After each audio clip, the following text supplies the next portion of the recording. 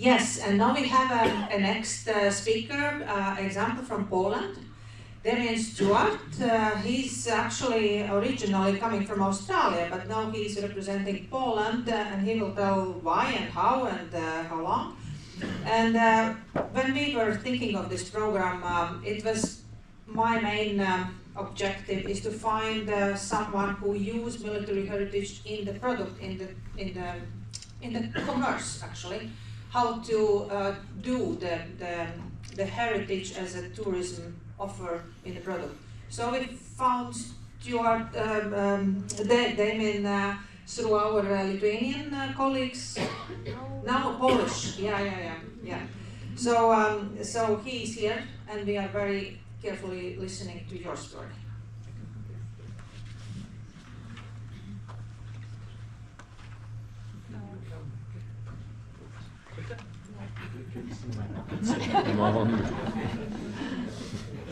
Just because I'm an outsider, is that what it is? So I might be the only naturally English-speaking person in the room, so if I speak too quickly, please let me know and I will slow down. I've got a lot to talk about today, so hopefully, I think I've got to about 15:15, is that right? I guess the first thing I want to do is thank the organisation, Esnate and Katrina, for inviting me along. It was very humbling to be asked, and if you said to me 2 or 3 years ago that I'd be in Latvia doing a presentation on military tour business, I would have thought you were crazy, but here I am, and I'm very pleased to be here. So, and hopefully everybody will also wish Katrina a very happy birthday for tomorrow too, so everybody knows that, you can include it in there. So let's get on to the serious stuff. So today I'm going to talk about how did we get here, which really means how did I get here, and talk about my business model, I guess. And the three questions after that were sort of what I was asked to talk about. So hopefully what I talk about there can be helpful to everybody. How to design attractive and meaningful military tours. I do have you got the itinerary there? Did you have the itinerary? Maybe we showed it at the end, maybe, do you think? Yeah. So I've got an itinerary for my 14-day tour that I'll show at the end as well. How to interpret complex or difficult history for different types of visitors. And also an example of the tour I put together for the Warsaw Ghetto as well. So how did we get here? So the first thing to talk about is what the hell is an Australian doing in Eastern Europe? I hear it all the time, and I've got a chance to tell 100 people at the same time instead of one at a time, about 5 times a day. So that's very helpful to be able to do that. So the first thing you should know is I'm actually a psychologist. That's my day job. This was supposed to be a hobby business, but it's far more than that now. Poland has become a home for me, and my whole professional life is wrapped up, and personal life is wrapped up in Poland as well. Not only am I doing these tours, but I'm also doing research with the University of Warsaw on intergenerational trauma in Poland after World War II, and talking to people recently here in Latvia, realised that there's probably a lot of research to do through the Baltic states as well. So I'm thinking about that. So I've always been interested in military history. Australia has a very proud military history in our country, and in many ways it's defined who we are. I've always fought with the Commonwealth, of course, with the Big Brother, Great Britain. But my grandfather fought in World War II against the Japanese up through New Guinea and New Britain, and managed to survive World War II. So I think that his legacy is sort of stuck with me a bit. And I'm the oldest grandson, so I get all the war medals as well. So I'm very proud of that. I was a police officer for 20 years, and when I left in 2012 due to a hereditary arthritis condition, I was quite devastated at the time, but it was probably the best thing that ever happened to me, getting this diagnosis of arthritis, because it made me leave policing. Otherwise, there's probably no way I'd be standing where I am right now if it wasn't for leaving the police force. So set up my private practice in psychology, and it took me a while to feel comfortable to walk away and have some time off. But in 2018, I finally had the opportunity. What I wanted to do was a World War II tour of Germany. it might come as a bit of a surprise, but you know, people in Australia and places like Australia probably have very little knowledge of Eastern Europe or what happened in World War II, east of Berlin, and they might get a bit surprised every time I tell them that World War II really happened east of Berlin. It's not a Western Europe thing, really, you know, considering that the Allies didn't enter until the 6th of June 1944. So, my first 3 days in Poland, you know, I was exposed to an extraordinary amount of information at once that really caught my attention. I think for me, the biggest thing that caught my attention was the resistance against the Nazis. And what I've sort of said to a few people over the last couple of days in being in Latvia is I've noticed that it seems in Latvia, or probably Lithuania and Estonia as well, is that communism seems to be the bigger topic. In Poland, it's definitely far more World War II, in my experience, and of course, almost the entire Holocaust happened in Poland as well. So it was these first 3 days where I just fell in love with the history, fell in love with the country and the people, and I didn't want to leave. But we ended up going into Germany, and I went and saw Germany, but I just couldn't stop thinking about Poland. I bought a lot of books on those first three days, and then, you know, basically since August 2018, that's all I've read is books about Poland, books about World War II, the Holocaust, and just started reading a couple of books about Latvia specifically in World War II, which is very interesting. And then returned to Poland again in 2019, in the middle of the year, and then Christmas 2019, 2020. And then I remember a little bit of frustration going to places, because I was doing so much reading and learning. I felt a little bit frustrated with a lack of depth in tours. A little bit, you know, people talk about I see you nodding, and I meant to say that a lot of what you said in your presentation is what I'm experiencing on the ground. It's very, very, very similar. So I was frustrated by a lack of depth. And so, you know, for the example was I was taken to Treblinka and knew very little about Treblinka back then, but going to Treblinka, the guide sort of said, well, there's Treblinka, ready to go back to Warsaw? And it was very frustrating. But I didn't know that I was frustrated until I bought a book about Treblinka and read about Treblinka. So then I found out that there's actually a Treblinka 1 and a Treblinka 2. There was actually a work camp there, a labour camp there for Poles, Christian Poles, before the death camp was installed in Treblinka 2. There is actually a whole quarry you can go and look at and see where the prisoners were working. There's whole memorials at the back of the Treblinka complex that I didn't see on that first trip. So this was part of my frustration. And also what I found was there was a lack of cohesion of the whole country story. You know, how does Warsaw relate to Krakow, relate to Gdansk, relate to Poznan, relate to Wrocław or Breslau as it was in World War II? You know, how do all the death camps work together? Those sort of things. So there was a bit of frustration. I don't want to sit here and complain, but I was frustrated by that. And so I remember I was standing on the platform at Krakow train station, and this silly idea went into my head about why don't you do it yourself? And that's how we got here. So that's the long story short. And then I returned to Australia, January 2020, and then what happened about 2 months later? COVID.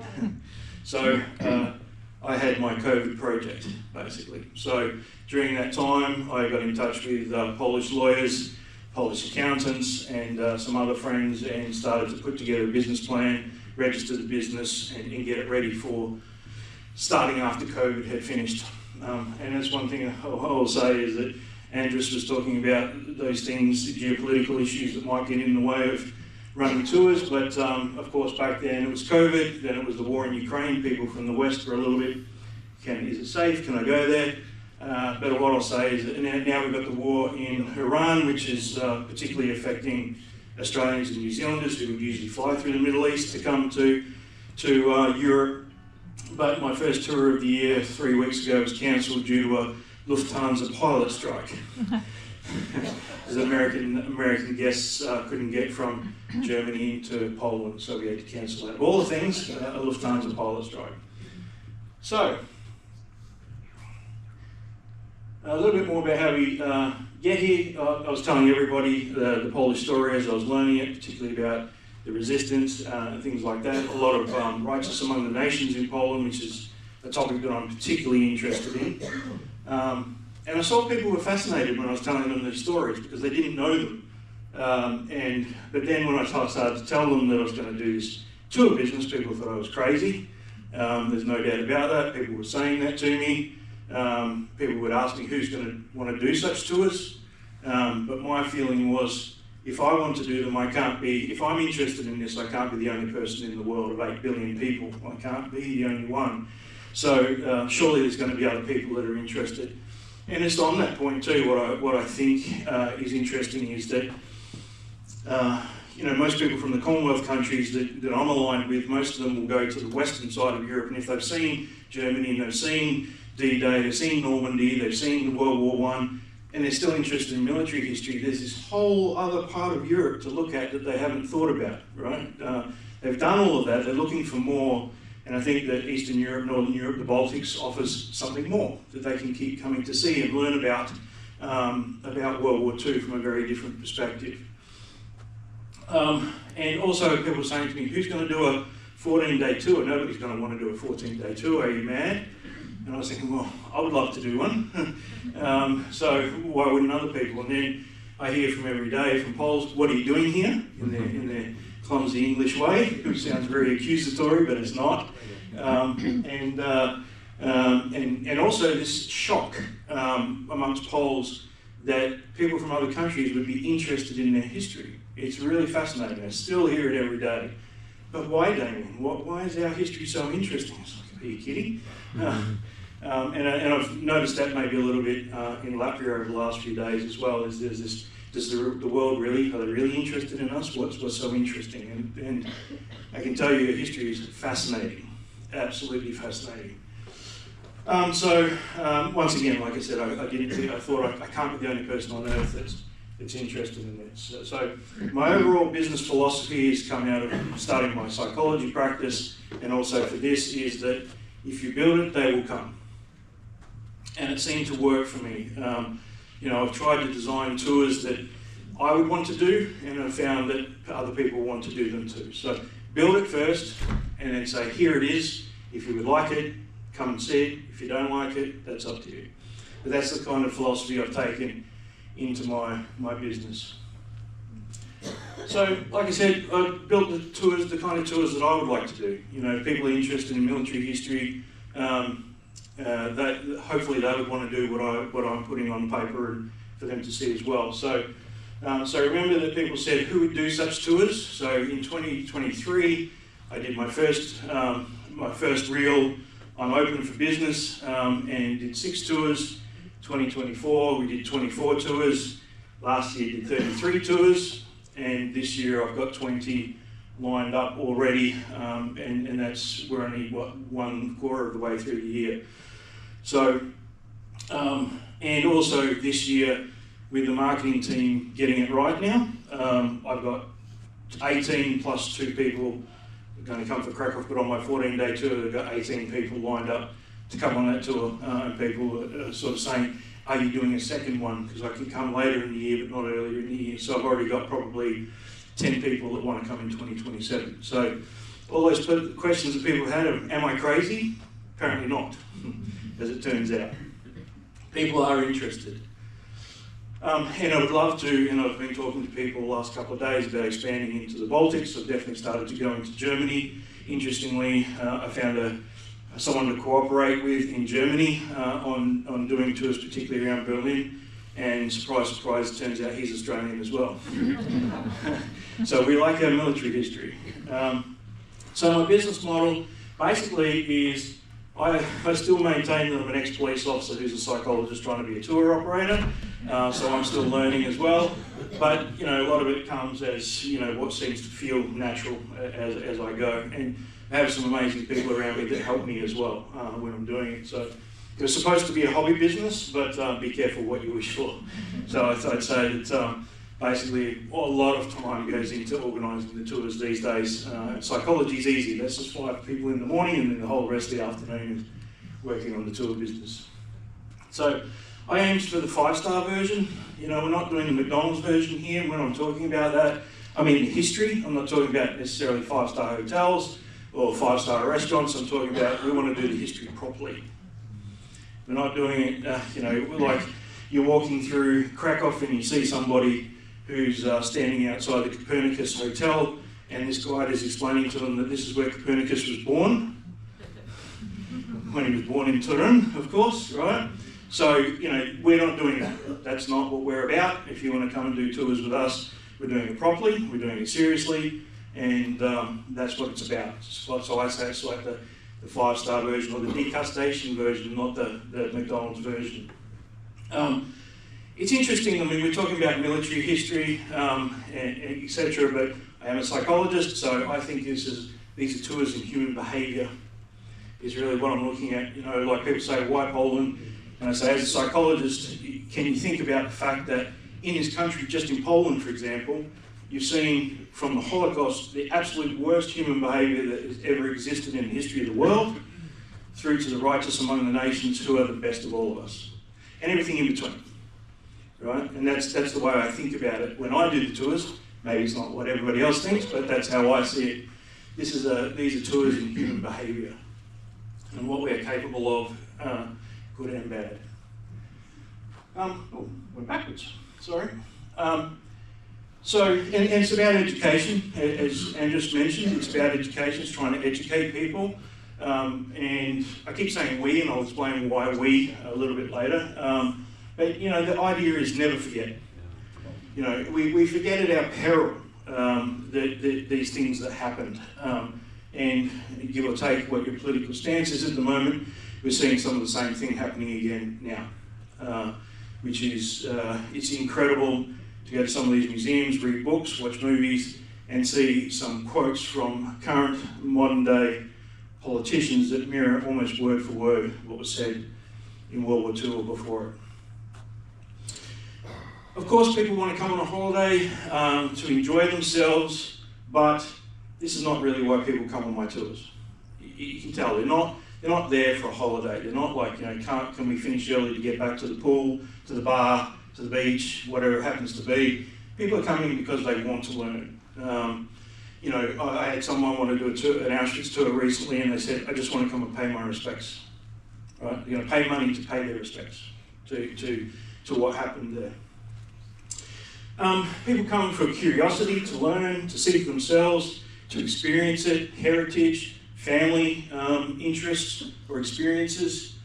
And this is part of my business model too. So I live in Warsaw, in the middle, but the way it kind of works is that, I don't know why this doesn't work properly, but I got sort of through my reading and talking to people and meeting people, I've sort of got the whole country in my head, how it all works and how it all fits together. So I have very broad knowledge of the country, but I've got guides in every city and every location, and then I basically hand over to them when I get there.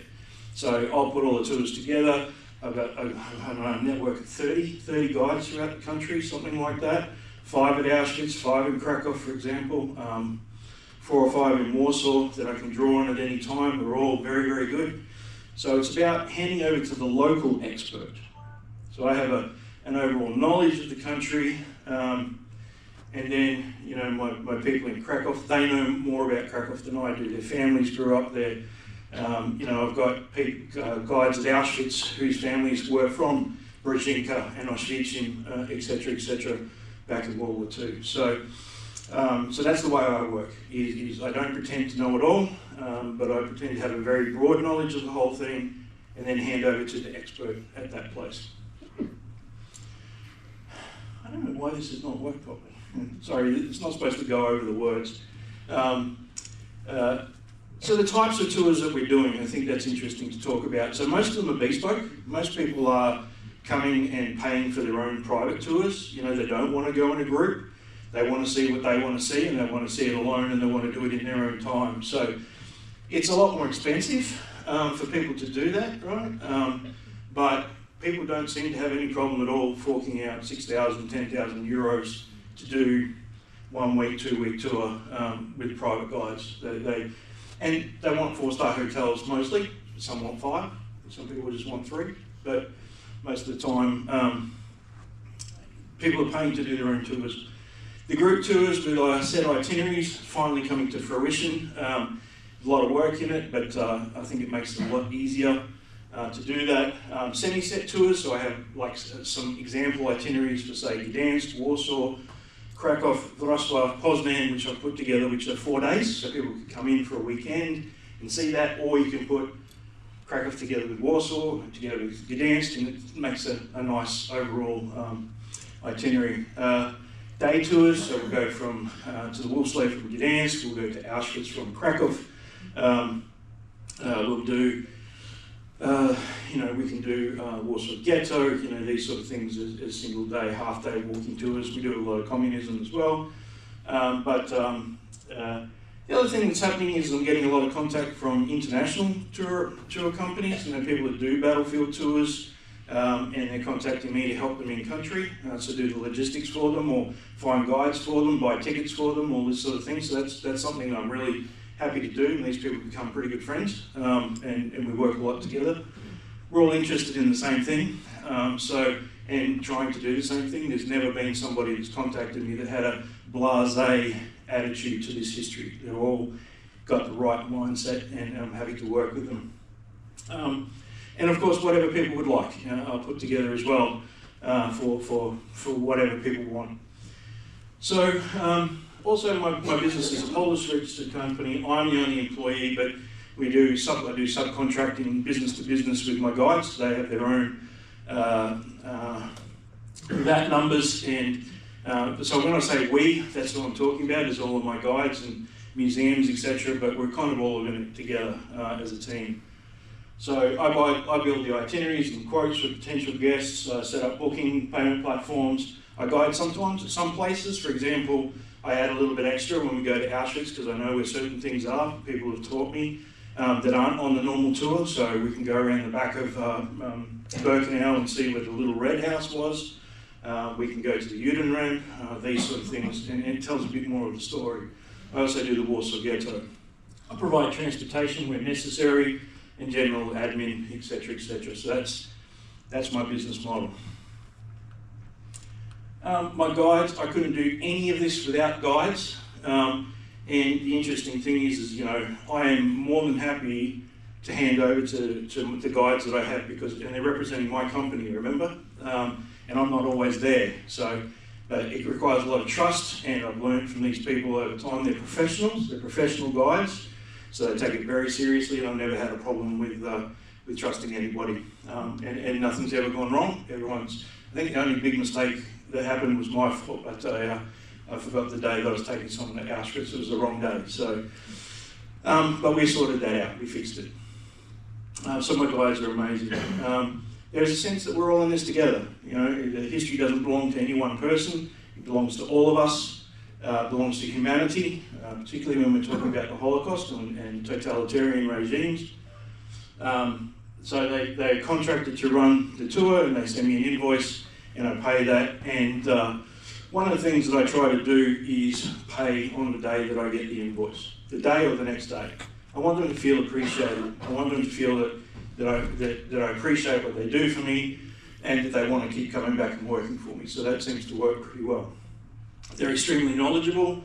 A lot of them were licensed where necessary. There are certain places in Poland where you can only guide if you're licensed, like Auschwitz, like the Warsaw Rising Museum, these sort of places. But a lot of them are historians, PhDs. I got a guide in Krakow. He's doing a PhD in Jewish studies of the area of Krakow. So they're not only working with me, they're working for themselves and a lot of other people as well. And they're employees of museums as well. So I get all my tickets for Auschwitz through an employee of Auschwitz, which I can tell you right now, it's one of the hardest places in the world to get tickets for, but we seem to get them pretty easily. So building relationships is incredibly important to do that. And many of my guides have become very good friends. I was very lucky to go around Riga with Ivars the last couple of days, and we've struck up a friendship and try to get money out of the bank to pay him, and for some reason wouldn't give me money, so we're still trying to work out the bank transfer. But so it wasn't on the day this time, but I tried to do that. And there's this idea of transfer of trust, right, which I think has worked out very, very well. you know, I'm taking my guests and I trust my guides, and I'm telling my guides this is who your guide will be. There's this transfer of trust that happens between me and to the guide. Also, you know, when I was just starting and I only had one guide in each location, you know, it was a very natural thing that happened that they would recommend the right person to do the tour if they weren't available. So there was also this transfer of trust from one person to another. And what my guides are really, really good at is if they originally commit to a tour and they can't do it, they find someone straight away. They don't just leave it in my lap, which is, you know, I put that down to really good relationship building and this transfer of trust idea. So in the other places that I build relationships, I try to find a single travel agency in each country, and what I use them for is hotel bookings. That seems to work really well for me. I've got one hotel in Krakow that I use for myself that I have a personal relationship with, but I use Mazurka's Travel in Warsaw to do all the accommodation booking for me. And I found someone in Germany, someone in Czechia as well. And if anyone from the Baltic countries do that kind of thing, come and see me later because I'd be very interested to talk to you. Other tour operators in other countries, transportation companies, individual hotels. I've got a very good relationship with Europcar that rent cars to me when I need them because I don't actually have a business car yet. External marketing agency, and they seem to have just nailed the sales funnel lately. Find out where to do the marketing, which has worked out really well. External accounting firms, etc., etc. There's a lot. I just want to talk a little bit about the feedback I get from guests when they come on the tours. So a lot of people end day one or day three with, I had no idea. Hear this all the time. I had no idea. And that's why they're coming, right? So this is part of that education piece.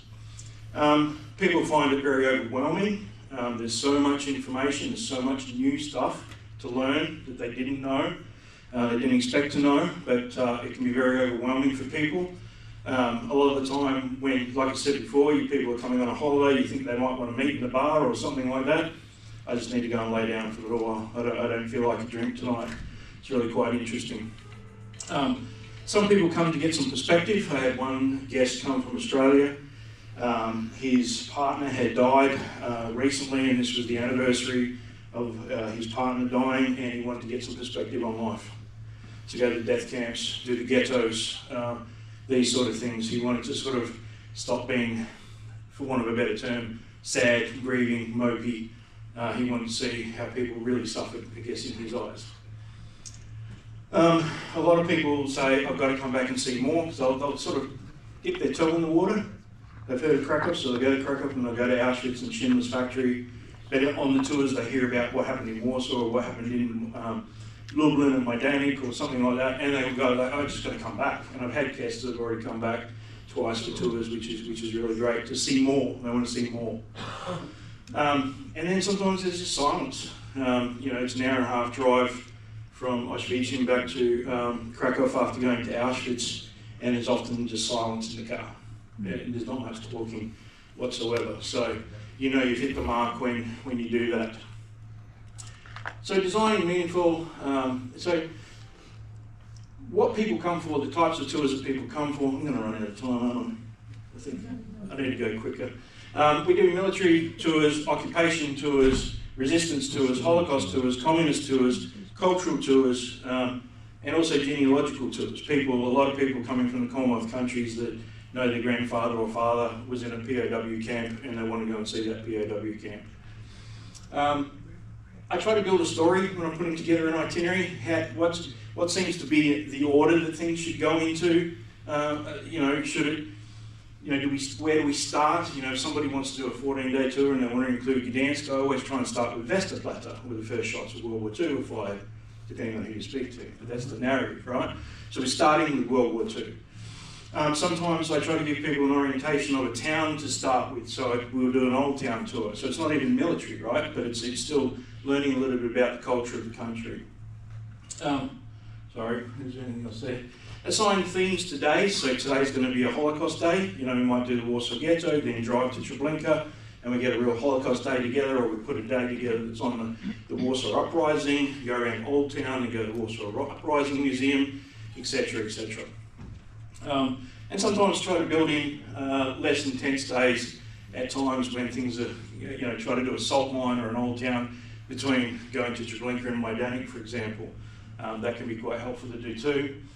Sometimes logistics get in the way. It's a day that the museum's closed and you don't have any other dates, so you just put things in a different order. Sometimes guide availability will also dictate when you do things in an itinerary, etc. I tend to spend a lot of time communicating with guests. I'm rushing through now, so I'll be probably happy to share the presentation at some point. But so I want to ensure that these people are getting exactly what they want. So there's a lot of emails a lot of the time, so it's very labour intensive to get an itinerary together before going off and quoting. Also trying to work out with them, get them to understand why this location works with this location. And sometimes there's what I'll do is I'll spend time talking to them about later. They might say, well, I want to go to here, and then I say, well, did you know that this, and this is very close? And it's not to try to do the hard sell. What I want to avoid is their disappointment like I did in the beginning, which was, well, why didn't you tell me about this? Why didn't you show me this as well? Why didn't you mention that this was possible as well?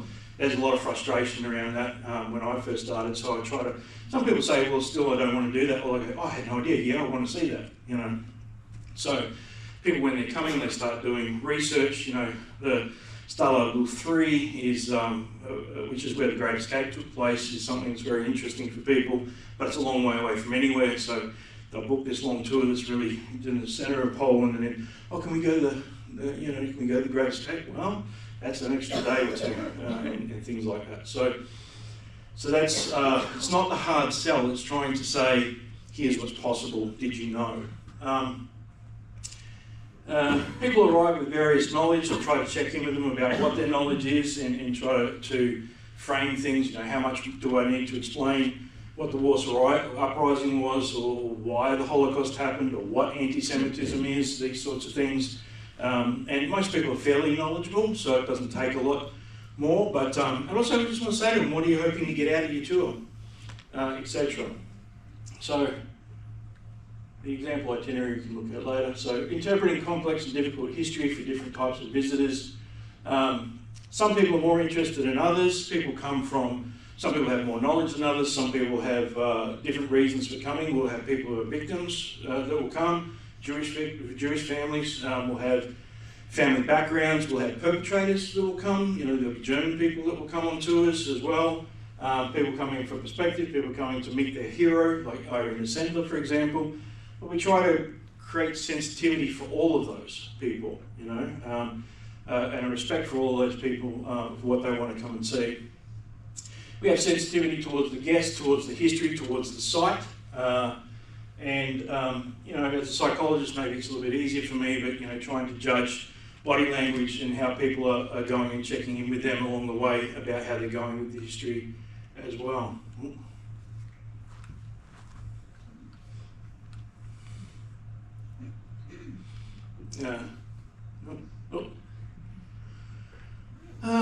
So this is one thing I really wanted to talk about was trusting in the facts. The facts will always be your North Star on these tours, depending on where the facts come from, of course, but a lot of these museums that we go to have got historians that work at them, so we try to stay with the facts all the time. If we don't know, we say we don't know, and we try to find out and come back.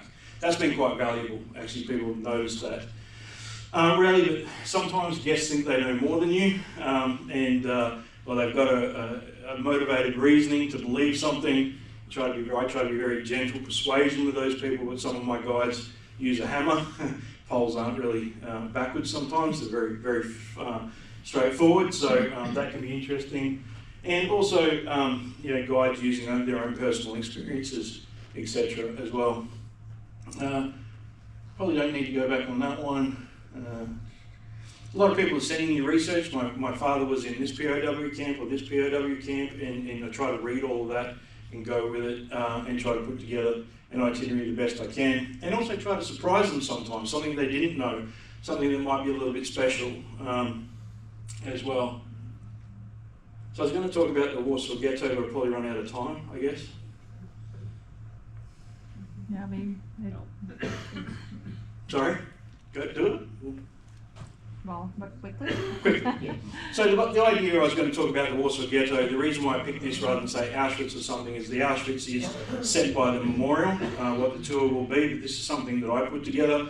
So just quickly, how do you make the Warsaw Ghetto meaningful, and I'll explain why that's a challenge. So that was the map of the Warsaw Ghetto and it expanded and contracted during the war, but this is what it looked like straight after World War II. This is what the Warsaw Ghetto area looked like. That church is still there. And this is what the Warsaw Ghetto looks like now. So how do you try to create a story of the Warsaw Ghetto in amongst all of that? Try and tell that previous story in this story. And so, I won't go through the facts of the Warsaw Ghetto, but, I try to start my tours with some of these basic facts, right? So, and once again, there's no line around it, there's no wall around it anymore telling you where it is, but so how do you create a story of the Warsaw Ghetto? And the interesting thing is most people say, well, I looked online and it says there's nothing to see in the Warsaw Ghetto. And I say, really? Really? Is that right? So I'm very lucky. I've had Jewish people take me around, the Polish Jews have taken me around and showed me places, and had great guides that have taken me as well. But, I always start with this, right, which is in the small ghetto, which is a wall. So I'm building themes. How do I teach about the Warsaw Ghetto? I'm building themes as I go. So, first of all, the wall. This is one of the remnants of the wall. People say there's only one remnant of the wall, which is not true, there's many. So you can show people many parts of the wall. So people get this idea. That might not look very high, but that's about 3 times taller than I am. It's very, very big, all right?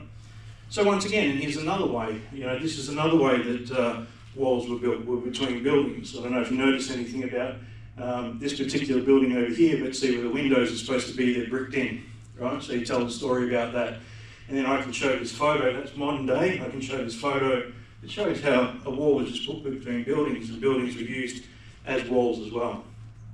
Another thing, the Jewish heritage of Warsaw and what it used to look like. This is the Great Synagogue of Warsaw, which was the last thing they blew up after the Warsaw Ghetto Uprising in '43. So, and that's the site where the synagogue was, so we can show them that and show these before and after photos. This is a tenement building that they used to live in that still stands in Warsaw. It was actually destroyed during the Warsaw Uprising, but we can take them and show them a building where people lived within the ghetto. As you can see over here, this is a modern day, this building and this memorial to the ghetto bridge is still there, and you can see the photo on the right, you can see the building in the background where the bridge was, so you can stand in that place and show them the before photo. This is the Ringelblom archive. What do we know about the ghetto? How do we know about the ghetto? And then tell them about the Oneg Shabbat archive, the Ringelblom archive. And this is where it was found in 1946 on the left, and we can go there and actually see where it was found because there's a memorial there. So this is how we know about what happened in the ghetto. And then, of course, we can stand in front of St. Augustine's church, and then they go, oh, it's a beautiful church, and then show them the photo at the bottom, and they're just blown away that with all the buildings around it now. Take them through the Jewish ghetto, how the Jews lived before the war, and also into their cemetery. The cemetery's got a mass grave of about 10,000, 15,000 people still in it, and you can take them and show them that as well. And also some of the characters from the ghetto as well, some of the famous people like Marek Edelman and Adam Chernyakov and places like that, show them their graves. And of course the Umschenplatz, how did people get transported out of the ghetto to Treblinka? And so there's a memorial to the Umschenplatz, and we can take them there. And so you start to build these themes. This is the Warsaw Ghetto Uprising as well. This is the tomb of Mordecai Anulevich, who's the leader of the ZOB, the resistance movement, and their bodies are all underneath that mound still. And so you can take them there and tell them the story of the uprising. And of course then we have the Ghetto Heroes Memorial, sort of end it there and tell the story of the Poland Museum is there as well. We usually have lunch there and then maybe a tour of the Poland Museum afterwards. So I finished. Sorry about that. I get very passionate about the topic and I talk and I apologise. But yeah, hopefully that was helpful for you. As I said, if people want to talk to me later, I'm very interested to learn where people are from and what they've got to offer. But once again, thank you for having me.